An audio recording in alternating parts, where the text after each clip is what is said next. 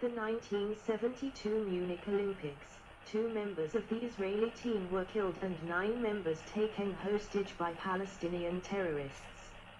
A botched German rescue attempt led to the death of the rest along with 5 of the 8 hijackers.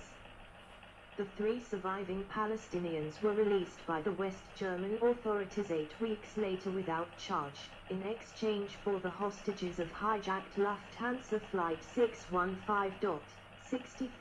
The Israeli government responded with an air raid, a raid on the PLO headquarters in Lebanon, led by future Prime Minister Ehud Barak, and an assassination campaign against the organizers of the massacre. Yom Kippur War. In 1972 the new Egyptian President Anwar Sadat expelled the Soviet advisors from Egypt. This and frequent invasion exercises by Egypt and Syria led to Israeli complacency about the threat from these countries. In addition, the desire not to be held responsible for initiating conflict and an election campaign highlighting security, led to an Israeli failure to mobilize, despite receiving warnings of an impending attack. 65. 143 Road Division crossing the Suez Canal in the direction of Cairo during the Yom Kippur War. 15 October 1973. The Yom Kippur War, also known as the October War, began on 6 October 1973, Yom Kippur being a day when adult Jews are required to fast. The Syrian and Egyptian armies launched a well-planned surprise attack against the unprepared Israeli defense forces. For the first few days there was a great deal of uncertainty about Israel's capacity to repel the invaders. Both the Soviets and the Americans, at the orders of Henry Kissinger, rushed arms to their allies. The Syrians were repulsed by the tiny remnant of the Israeli tank force on the Golan, and, although the Egyptians captured a strip of territory in Sinai, Israeli forces crossed the Suez Canal, trapping the Egyptian Third Army in Sinai and were 100 kilometers from Cairo. The war cost Israel over 2,000 dead, resulted in a heavy arms bill for both sides, and made Israelis more aware of their vulnerability. It also led to heightened superpower tension. Following the war, both Israelis and Egyptians showed greater willingness to negotiate. On 18 January 1974, extensive diplomacy by U.S. Secretary of State Henry Kissinger led to a disengagement of forces agreement with the Egyptian government, and on the 31st of May with the Syrian government. The war was the catalyst for the 1973 oil crisis, a Saudi-led oil embargo in conjunction with OPEC against countries trading with Israel. Severe shortages led to massive increases in the price of oil, and as a result many countries broke off relations with Israel or downgraded relations, and Israel was banned from participation in the Asian Games and other Asian sporting events. Following the war, prior to the December 1973 elections, Gahal and a number of right-wing parties united to form the Likud, led by Begin. In the December 1973 elections, Labour won 51 seats, leaving Golda Meir as Prime Minister. The Likud won 39 seats. In November 1974 the PLO was granted observer status at the UN and Yasser Arafat addressed the General Assembly. Later that year the Granite Commission, appointed to assess responsibility for Israel's lack of preparedness for the war, exonerated the government of responsibility, and held the Chief of Staff and Head of Military Intelligence responsible. Despite the report, public anger at the government led to Golda Meir's assassination. Mid to late 1970s. The rise of religious Zionism. In 1974 religious Zionist followers of the teachings of Abraham Isaac Kook formed the Gush Emunim movement, and began an organized drive to settle the West Bank and Gaza Strip. 66. In November 1975 the United Nations General Assembly, under the guidance of Austrian Secretary-General Kurt Waldheim, adopted Resolution 3379, which asserted Zionism to be a form of racism. The General Assembly rescinded his resolution in December 1991 with Resolution 46/86.67. In March 1976 there was a massive strike by Israeli Arabs in protest at a government plan to expropriate land in the Galilee. 68. Late 1970s. Following this resignation, Yitzhak Rabin became prime minister. In July 1976, Rabin ordered Operation Entebbe to rescue kidnapped Jewish passengers from an Air France flight hijacked by PFLP militants and German revolutionaries and flown to Uganda.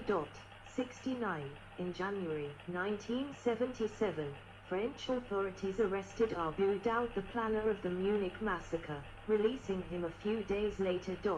70. In March 1977, Anatoly Sharansky, a prominent Refusnik and spokesman for the Moscow-Helsinki group, was sentenced to 13 years hard labor. 71. Rabin resigned in April 1977 after it emerged that his wife maintained a dollar account in the U.S., illegal at the time, which had been opened while Rabin was Israeli ambassador. The incident became known as the Dollar Account Affair. 72.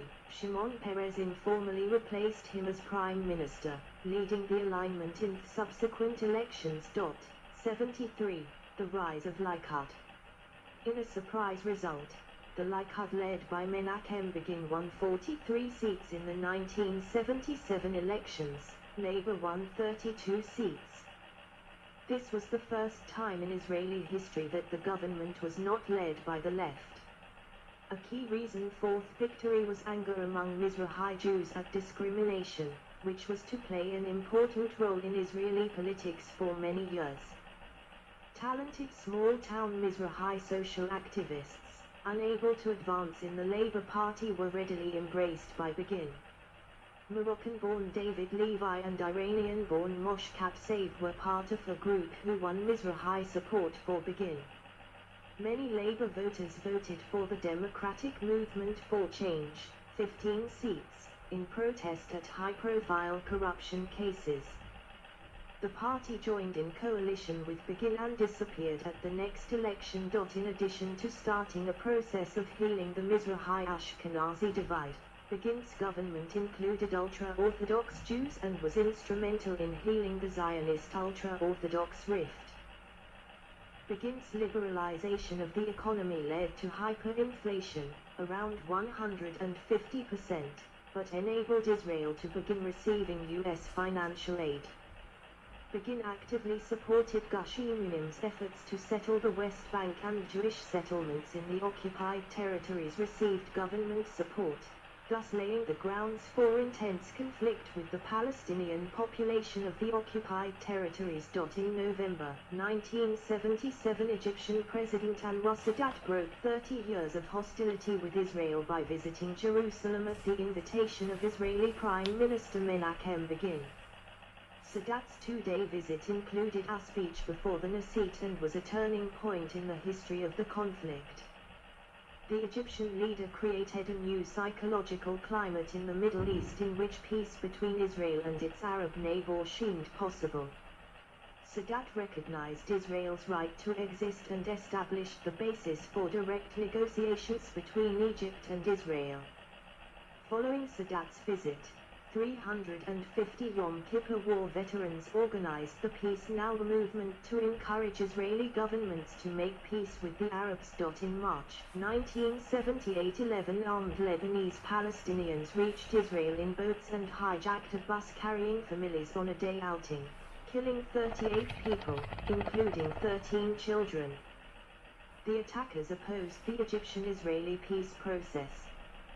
3 days later, Israeli forces crossed into Lebanon, beginning Operation Litany.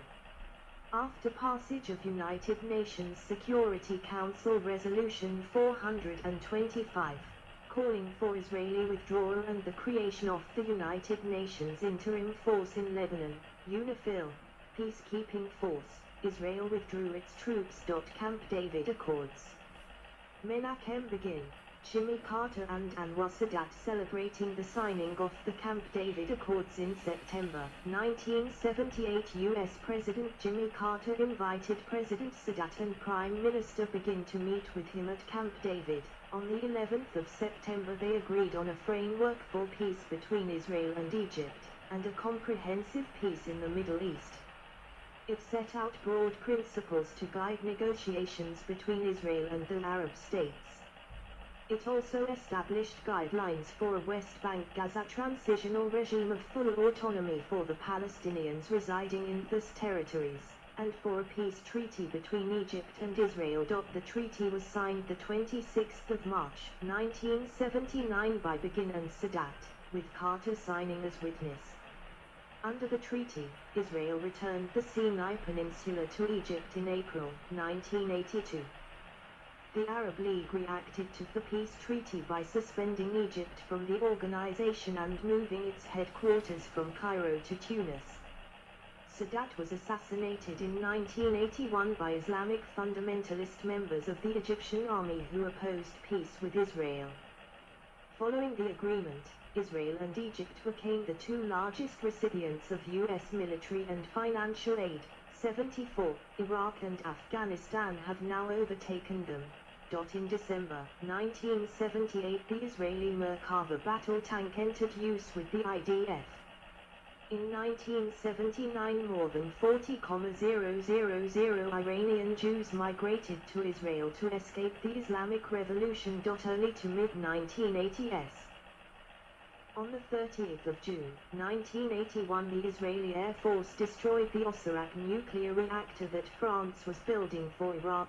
3 weeks later, Begin won again in the 1981 elections, 48 seats Likud, 47 Labour, and Ariel Sharon was made defense minister. The new government annexed the Golan Heights and banned the national airline from flying on Shabbat. 75. By the 1980s a diverse set of high-tech industries had developed in Israel. 1982 Lebanon War. Israeli pattern tanks during Operation Peace for Galilee in 1982. In the decades following the 1948 war, Israel's border with Lebanon was quiet compared with its borders with other neighbors. But the 1969 Cairo Agreement gave the PLO a free hand to attack Israel from South Lebanon. The area was governed by the PLO independently of the Lebanese government and became known as Fatahland. Fatah was the largest faction in the PLO. Palestinian irregulars constantly shelled the Israeli north, especially the town of Kiryat Shmona, which was a Likud stronghold inhabited primarily by Jews who had fled the Arab world. Lack of control over Palestinian areas was an important factor in causing civil war in Lebanon. In June 1982 the attempted assassination of Shlomo Argath, the ambassador to Britain, was used as a pretext for an Israeli invasion aiming to drive the PLO out of the southern half of Lebanon. Sharon agreed with Chief of Staff Raphael Eitan to expand the invasion deep into Lebanon even though the cabinet had only authorized a 40-kilometer deep invasion. 76. The invasion became known as the 1982 Lebanon War and the Israeli army occupied Beirut, the only time an Arab capital has been occupied by Israel. Some of the Shia and Christian population of South Lebanon welcomed the Israelis, as PLO forces had maltreated them, but Lebanese resentment of Israeli occupation grew over time and the Shia became gradually radicalized under Iranian guidance. 77. Constant casualties among Israeli soldiers and Lebanese civilians led to growing opposition to the war in Israel. In August 1982 the PLO withdrew its forces from Lebanon, moving to Tunisia. Bashir Gemayel was elected president of Lebanon, and reportedly agreed to recognize Israel and sign a peace treaty. However, Gemayel was assassinated before an agreement could be signed, and one day later Falangist Christian forces led by Eli Hobeika entered 2 Palestinian refugee camps and massacred the occupants.